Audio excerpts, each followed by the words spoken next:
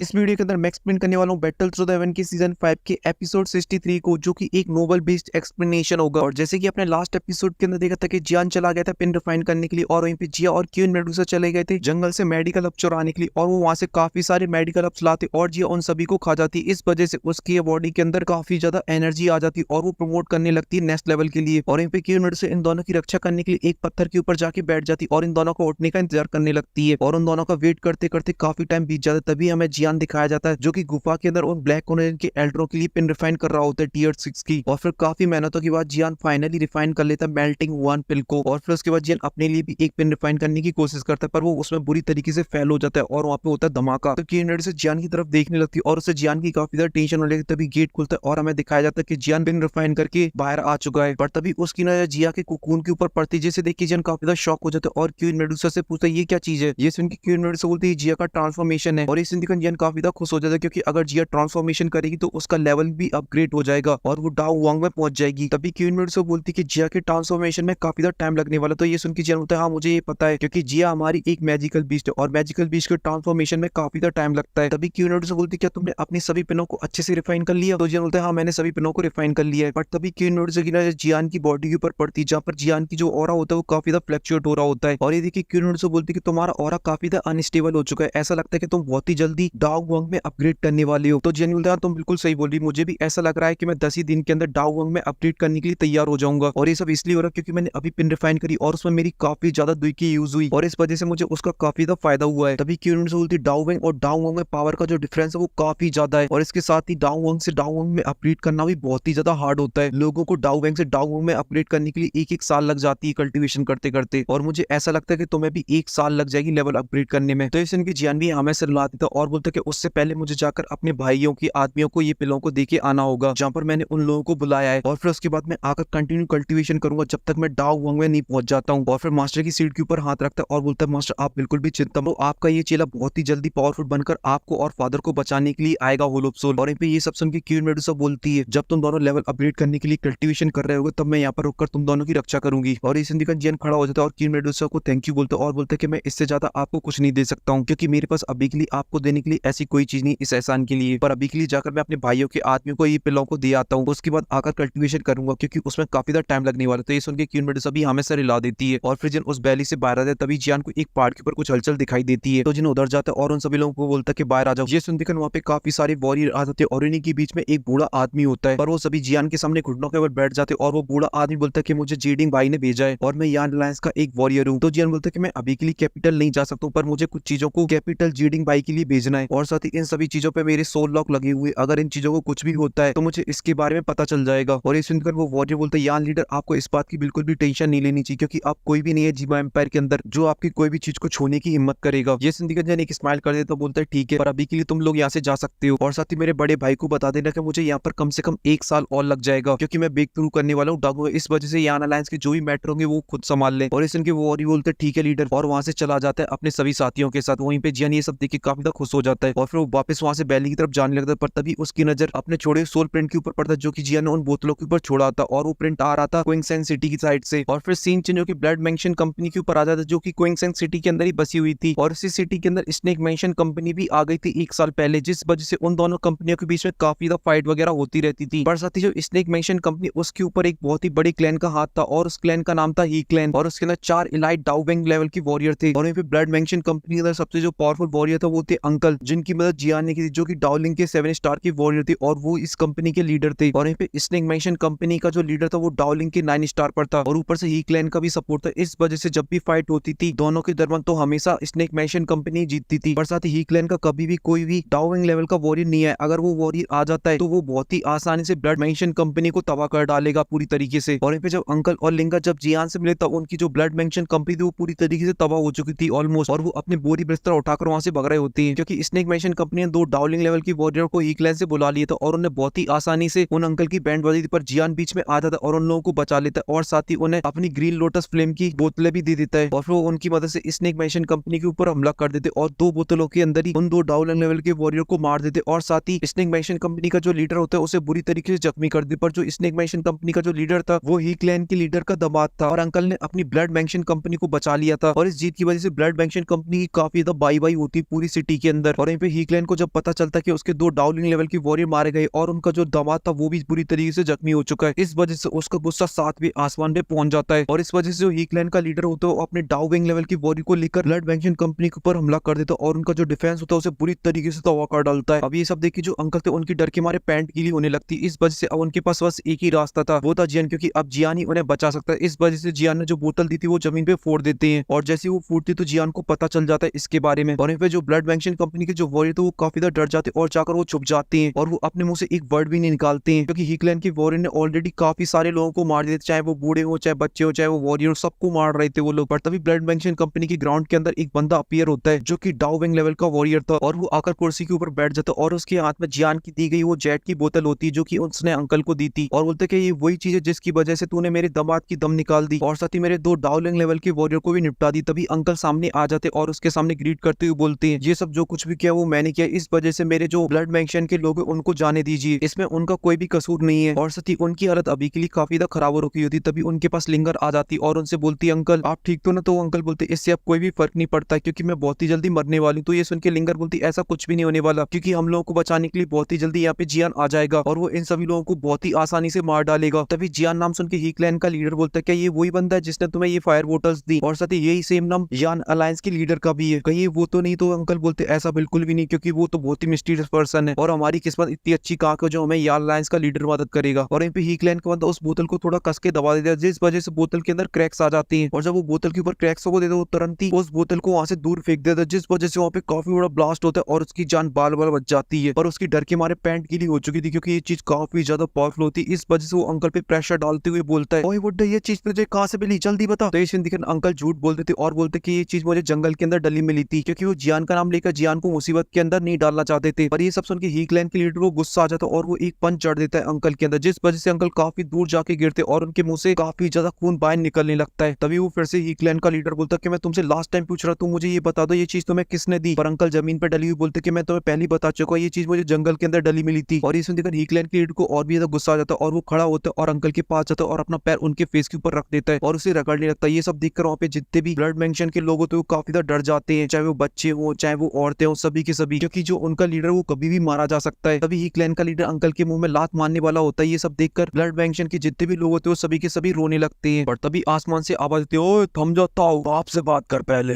ये आवाज सुनकर सभी लोग आसमान की तरफ देखने लगते हैं और हीक्लैन का लीडर भी आसमान की तरफ देखने लगते हैं और बोलते तुम हो कौन और तुम हमारे हीक्लैन के मेट्रो के बीच में मत घुसो वरना इसका अंजाम तुम्हारे लिए बहुत ही ज्यादा खतरनाक होगा। पर असलियत में उसकी डर के मारे पैंट गीली हो रखी होती क्योंकि वो पता भी नहीं कर पा रहा था कि आसमान में है कौन। पर तभी हमारा जियान टर्की आसमान से सीधा जमीन पे लैंड करता है जिस वजह से हीक्लैन के जो वॉरियर होते हैं वो उड़े चले जाते हैं और जियान बोलते क्या तुम मुझे ढूंढ रहे थे? और पे अंकल और लिंगा जियान को देख के काफी ज्यादा खुश हो जाते और साथ ही ब्लड मेंशन के जितने भी लोग होते वो भी काफी ज्यादा खुश हो जाते क्योंकि उन्हें लगता है अब उनकी जान बच जाएगी। और वहीं पे हीक्लैन के लीडर का तो दिमाग का दही हो चुका था क्योंकि उसकी डर की मारे पैंट गीली हो चुकी थी और वो काफी ज्यादा शॉक में भी जा चुका था क्योंकि वो कभी भी इतने पावरफुल वॉरियर से नहीं मिला और साथ ही वो भी इतनी कम एज के अंदर। पर तभी ब्लड मेंशन का एक एल्डर लिंगार से पूछा क्या ये वही बंदा जिसने तुम्हारी मदद की थी? और साथ ही जियान को साइड से देखते हुए बोलते ये बंदा तो काफी ज्यादा यंग है, क्या ये सच में हम लोगों को बचा पाएगा भी? ये सुनकर लिंगर थोड़ा सा गुस्से होती हुई बोलती बिल्कुल, भले जियान काफी ज्यादा यंग है पर वो काफी ज्यादा पावरफुल है। ये सुनकर वो एल्डर एकदम चुपचाप वहीं पे खड़ा हो जाता और वहीं पे हीक्लैन का लीडर जियान को देख के एकदम से बावला हो रखा था क्योंकि उसने इतना सारा कल्टीवेशन किया, पूरी जिंदगी निकाल दी, तब वो डाउ वैंग पे पहुंचा। और वहीं पे कल का आया हुआ लौंडा जो कि इतना ज्यादा पावरफुल है कि वो सिटी स्कैन करने के बाद भी ये नहीं पता कर पा रहा कि जियान कौन से लेवल पर है और इस वजह से उसकी डर के मारे पैंट गीली हो रही होती है। और वहीं पे जियान अंकल के पास जाता और उन्हें उठाता और एक जेट की बोतल में से एक पिल बाहर निकालता और उनको खिला देता है। और वहीं पे जो अंकल थे वो भी जियान को देख काफी ज्यादा खुश थे और वो एकदम छाती चौड़ी करके खड़े हुए थे। अब तभी जियान अंकल से बोलते हैं अंकल अब आप एकदम चिल रहो क्योंकि अब ब्लड मेंशन के वॉरियर को मारने की यहाँ पर किसी के बाप में दम नहीं है। ये सुनकर जो हीक्लैन के वॉरियर होते हैं वो सभी के सभी गुस्से में आ जाते और जियान की तरफ तलवार तानते हुए बोलते हैं क्या रे कल के आ हुए लौंडे, तेरी इतनी हिम्मत जो हमारे हीक्लैन के मेट्रो में घुसने की कोशिश कर रहा है तू? ये बात सुनकर ब्लड मेंशन के काफी सारे बंदे डर जाते क्योंकि वो जियान के बारे में नहीं जानते थे और बस यही दुआ करने लगते इस बंदे के अंदर वो दम जो हमें बचा सके, कहीं लल्लू पल्लू ना निकल जाए, खुद मरे और साथ ही हमें भी मरवा डाले। पर तभी जन अपनी बोतल से हुई ब्लास्ट की तरफ देखते और बोलता है लगता है तुम्हें मेरी फ्लेम बोतल काफी ज्यादा पसंद आ गई है। ये सुनकर हीक्लैन का लीडर काफी ज्यादा एक्साइटेड हो जाता है और जियान से होता है ये फायर बोतल तुमने बनाई है? तो जियान बोलता है बिल्कुल हमने बनाई है, कैसी बात कर दी? तो हीक्लैन का लीडर बोलता है अच्छा तो फिर तुम इन लोगों को भी बचाना चाहते हो? तो जियान बोलता है हाँ बिल्कुल बचाना चाहता हूँ। पर तभी जियान बोलता है अच्छा बेटा तभी तुम इतनी ज्यादा बातें पूछ रहे क्योंकि तुम चाहती हो इन लोगों को छोड़ने के बदले मैं तुम्हें अपनी फायर की बोतलें दूं? तो ठीक है हर एक पर्सन की बदले मैं तुम्हें एक फायर की बोतल दूं तो कैसा रहेगा? ये सुनकर हीक्लैन का लीडर एकदम से एक्साइटेड हो जाता और बोलता क्या बोला तुमने? अभी जियान बोलता है हम पे तो आई नो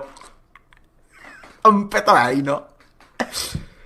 तो ये सुनकर हीकलैंड का लीडर बोलते हैं, अगर तुम्हारे पास नहीं तो फिर तुम यहाँ से चले जाओ, हमारे मेट्रो के बीच में पड़ने की कोई भी जरूरत नहीं है। और साथ ही मैं जानता हूँ तुम काफी ज्यादा पावरफुल, पर हमारा जो हीकलैंड है वो एक मामूली सा क्लैन है, इस वजह से हमारे क्लैन को तबाह करने से तुम्हें कुछ भी फायदा नहीं होगा। पर वहीं पे हीकलैंड का लीडर अपने मन में बोल रहा था, अगर ये लड़का पावरफुल नहीं होता तो मैं इसे पकड़कर हीकलैंड ले जाता और मैं इससे इतनी सारी फायर बोटल्स बनवाता, किसी ने सोची ना होगी। तभी जन बोलता है कि मुझे भी तुम्हारे हीकलैंड में इंटरेस्ट नहीं है, इस वजह से मैं तुम्हें ऑफर दे रहा हूँ, 10 मिनट के अंदर क्विंगलैंड सिटी को खाली कर दो, मैं समझूंगा यहाँ पे कुछ भी नहीं हुआ है और मैं तुम लोगों की जान बख्श दूंगा। ये सुनते हीकलैंड की वॉर एकदम से भड़क जाते हैं और बोलते हैं, लड़के तू कुछ ज्यादा ही नहीं बोल रहा, तुझे पता भी तू किससे बात कर रहा है। ये सब सुन के हीकलैंड का लीडर भी एकदम से जोश में आ जाता है और बोलता है, लड़के कईयों साल बाद ऐसा हुआ कोई मुझसे इस तरीके से बात कर रहा, नहीं तो किसी की हिम्मत नहीं हुई मुझसे इस तरीके से बात करने की। ये सुन के एकदम से जोश में आ जाता है और अपने विंग्स निकालता है, आसमान में चला जाता है और अपना भोकाल टाइट करने के लिए अपनी दुईकी को बाहर निकाल देता है। और अब जियान जब अपनी दुईकी को बाहर निकालता है तो उसका जो ऑरा होता है वो काफी ज्यादा होता है, क्योंकि जन बहुत ही जल्दी डाउ वांग में अपग्रेड करने वाला होता है, इस वजह से उसका जो ऑरा है अब वो डाउ वांग का हो चुका है। और जब वहाँ पे खड़े हुए लोग जियान का ऑरा देखते तो काफी ज्यादा डर जाते और बोलते ये तो एक डाउ वांग लेवल का वॉरियर है। और यहाँ पे हीकलैंड के लीडर देखते ही जियान को एकदम अपना सर पकड़ लेता और बोलते कहाँ फंस गया मैं, इस छोटे से मेंशन के चक्कर में किस आदमी से पंगा ले लिया। और यहीं पे अपने मन में बस यही बोल रहा होगा,